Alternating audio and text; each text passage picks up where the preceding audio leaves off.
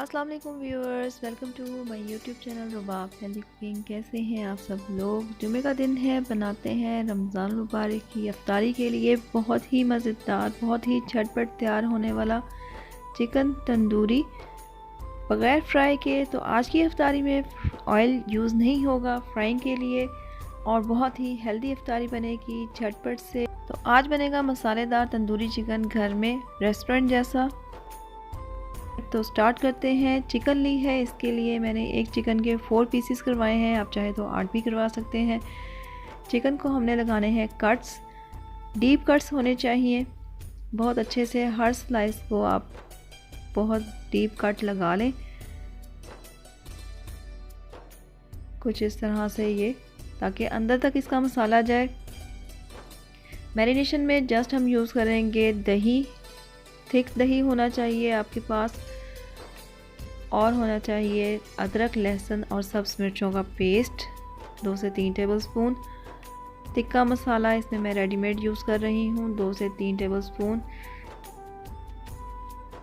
Red food colour جائے گا اس میں تقریباً 1 چٹکی، اور اس میں ہم ایڈ کریں گے لیموں کا رس، 2 سے 3 بڑے لیموں کا رس ہم اس میں شامل کریں گے۔ اگر آپ کے پاس لیمن نہیں ہے تو آپ سرکہ بھی اس میں ایڈ کر سکتے ہیں۔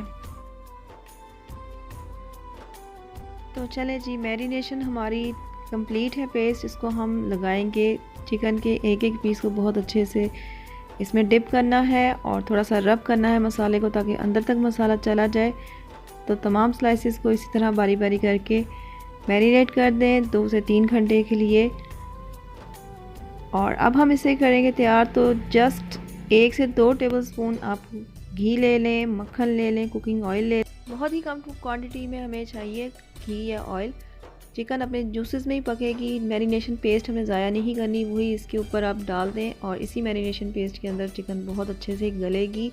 15 سے 20 منٹ کے لیے اسے کور کر دیں بہت دھیمی آنچ پہ تاکہ اندر تک چکن کوک ہو جائے۔ 15 منٹ بعد ہم اسے چیک کریں گے تو یہ دیکھیں مسالے نے پانی ریلیز کر دیا ہے، اسی پانی کے اندر اس چکن نے بہت اچھے سے گلنا ہے۔ ایک سائڈ ہو چکی ہے کوک، تو اس کو ہم ٹرن کر دیں گے اور سارے مسالے اس کے اندر ہی رہیں گے۔ فرائنگ میں اکثر ایسا ہوتا ہے کہ مسالے اتر جاتے ہیں اور چکن ٹیسٹ لیس ہی رہ جاتی ہے، تو اس میں ایسا کوئی سین نہیں ہے۔ بہت زبردست ہی ہماری مسالے دار چکن تیار ہوگی۔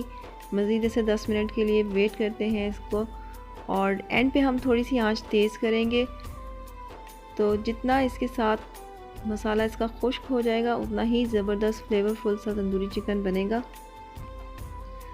نہیں جی، یہ ایک سائڈ دوسری بھی ہو چکی ہے، اب جسٹ اس کا کلر آنا ہے، آپ اسے چیک کر لیں نائف کے ساتھ اندر تک کہ چکن گل چکی ہے۔ اب اس کا تھوڑا سا اوپر سے ریڈش سا جیسے ہی کلر آئے گا تو چکن ہماری تیار ہے۔ ڈش آؤٹ کریں اسے اور سرو کریں۔ لیمن چٹکارا چکن ہے تو لیمن کے ساتھ اسے سرو کریں۔